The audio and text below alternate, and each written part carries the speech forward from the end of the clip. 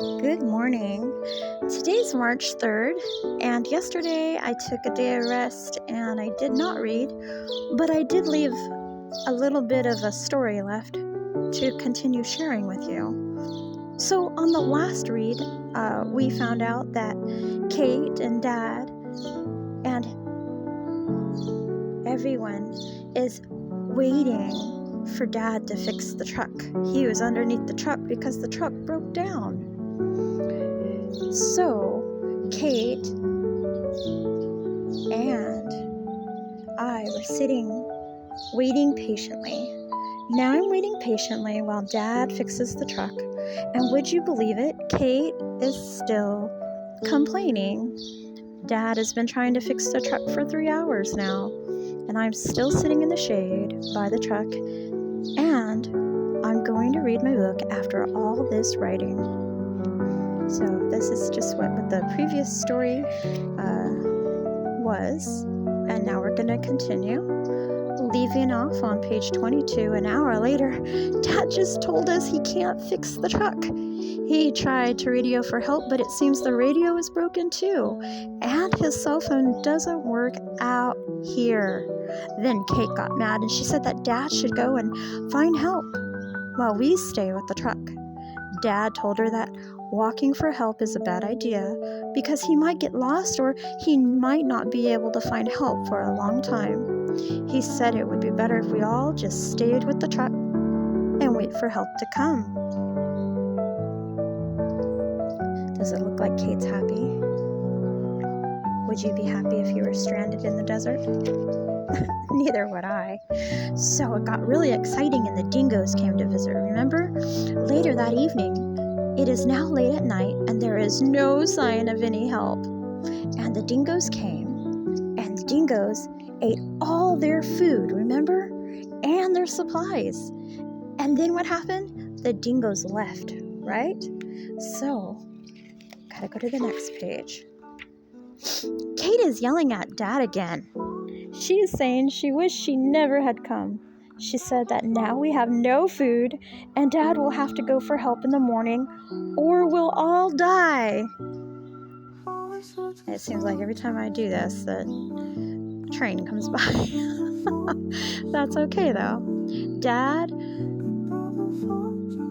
he's just kind of sitting there like, that scared me, but I didn't really believe it. Look at the face. Now I can hear a lot of other noises.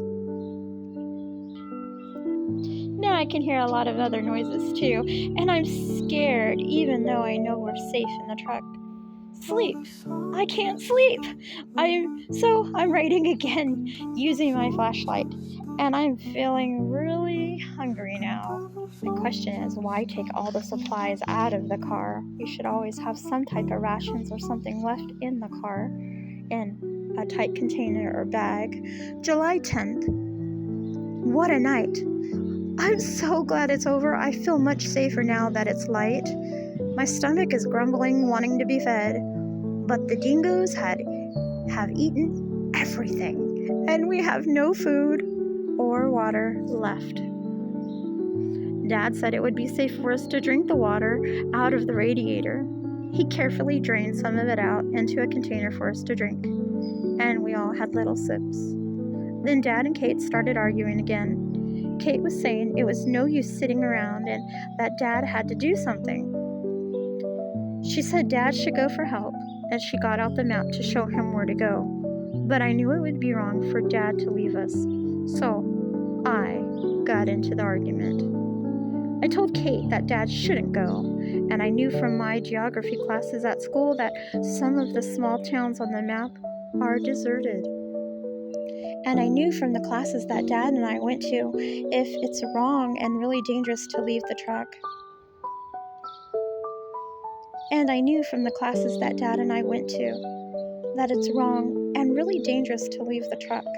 I told Kate that Dad could die out there in the desert and that it would be her fault. I told her that Dad had told the police where we were going and they would come looking for us when we didn't arrive at Birdsville.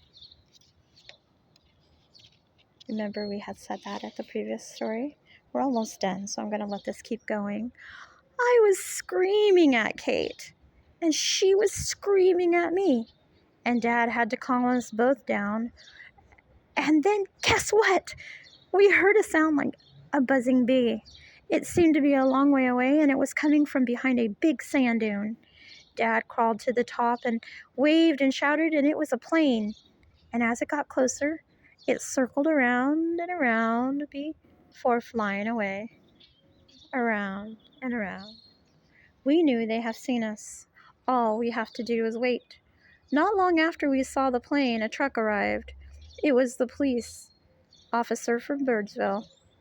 We were so happy to see him. He said that as we didn't arrive yesterday, he thought something must have happened. He said it was good that we had called ahead and told him which route we were taking and how long we thought we would take to get to Birdsville. That's such a great idea, to notify someone, especially of law enforcement, of when you have left a place that you have never been.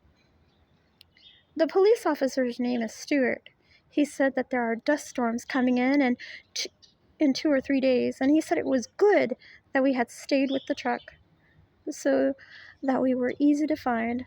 I felt like saying "I told you so" to Kate, but I didn't. We all had sips of Stuart's cool fresh water. When you haven't had water for a long time, you should drink your water slower, not gulp it down, and you should take small sips because your body's thirsty. And because you're thirsty, sometimes you want to react and just drink it down really fast. But if you've gone for more than 3 or 4 hours without water, you definitely need to take smaller sips. Stuart said it's best not to have too much water at first. Then Stuart said he would drive us to Birdsville, and then Dad had a mechanic. He could come back and fix the truck.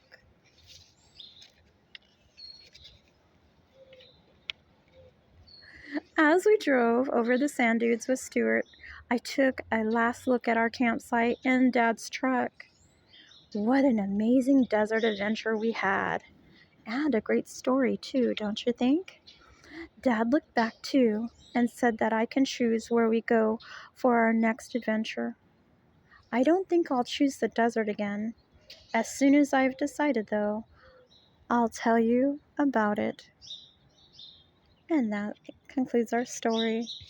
And this was called Stranded in the Desert by Rachel Blackburn. Our next story is going to be by Tove Johannesson. And this is actually a comic strip book. So I can't wait to read this. I'm so excited. I look forward to seeing you again real soon. And I hope you have a fantastic day.